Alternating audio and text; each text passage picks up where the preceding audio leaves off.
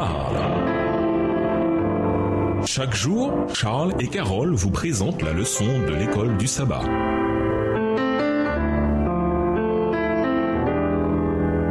Bienvenue dans votre émission. Dieu nous parle. Nous voilà à la leçon de mardi, la guérison de l'aveugle. Première partie. Lisons Jean 9, les versets 1 à 16. D'après les disciples, quelle était la cause de la cécité de cet homme et comment Jésus a-t-il rectifié leurs fausses croyances? Jean 9, versets 1 à 16. Jésus vit en passant un homme aveugle de naissance. Ses disciples lui firent cette question. Rabbi, qui a péché, cet homme ou ses parents, pour qu'il soit né aveugle? Jésus répondit, ce n'est pas que lui ou ses parents aient péché, mais c'est afin que les œuvres de Dieu soient manifestées en lui. Il faut que je fasse, tandis qu'il est jour, les œuvres de celui qui m'a envoyé. La nuit vient où personne ne peut travailler. Pendant que je suis dans le monde, je suis la lumière du monde. Verset 6. Après avoir dit cela, il cracha à terre et fit de la boue avec sa salive. Puis il appliqua cette boue sur les yeux de l'aveugle et lui dit, « Va et lave-toi au réservoir de Siloé », nom qui signifie envoyé. Il y alla, se lava et s'en retourna voyant clair. Ses voisins et ceux qui auparavant l'avaient connu comme un mendiant disaient, « N'est-ce pas là celui qui se tenait assis et qui mendiait ?» Les uns disaient, « C'est lui », d'autres disaient, « Non, mais il lui ressemble. » Et lui-même disait, « C'est moi. » Ils lui dirent donc, « Comment tes yeux ont-ils été ouverts ?» Verset 11, il répondit, « L'homme qu'on appelle Jésus a fait de la boue, a oint mes yeux et m'a dit, va au réservoir de Siloé et lave-toi. J'y suis allé, je me suis lavé et j'ai recouvré la vue. » Ils lui dirent, « Où est cet homme ?» Il répondit, « Je ne sais. » Ils menèrent vers les pharisiens celui qui avait été aveugle.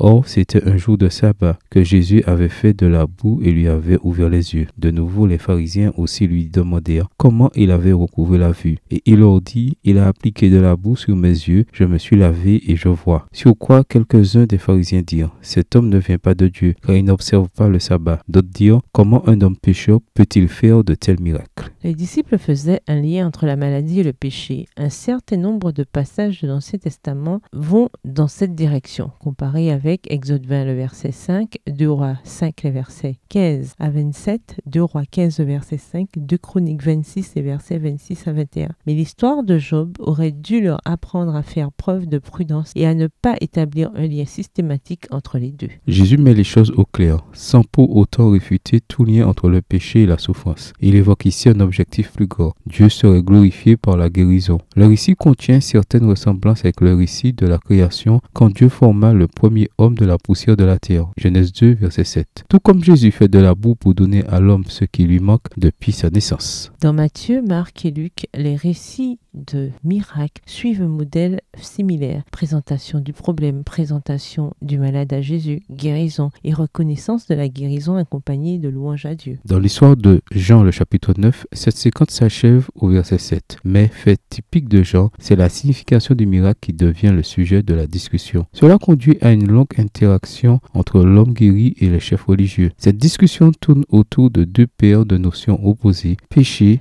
œuvre de Dieu et cécité vue. Ce n'est qu'au verset 14 que le narrateur précise que Jésus opère cette guérison un jour de sabbat, ce qui impliquait une transgression du sabbat, non selon la Bible, mais selon la tradition. C'est pourquoi les pharisiens le considèrent comme un transgresseur du sabbat. Ils en concluent qu'il n'est pas de Dieu, car ils maintiennent qu'il n'observe pas le sabbat. Mais d'autres sont troublés par le fait qu'un pécheur puisse produire de tels signes. Jean 9, le verset 16. Le débat est loin d'être clos, mais déjà une division apparaît. L'aveugle voit de plus en plus clairement qui est Jésus, tandis que les chefs religieux sont de plus en plus désorientés ou aveugles quant à sa véritable identité. Quel danger nous guette quand nous sommes aveuglés par nos propres croyances et traditions au point de passer à côté de vérités importantes qui crèvent pourtant les yeux. Au revoir. Et à demain si Dieu veut.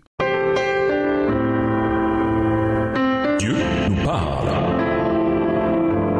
Chaque jour, Charles et Carole vous présentent la leçon de l'école du sabbat.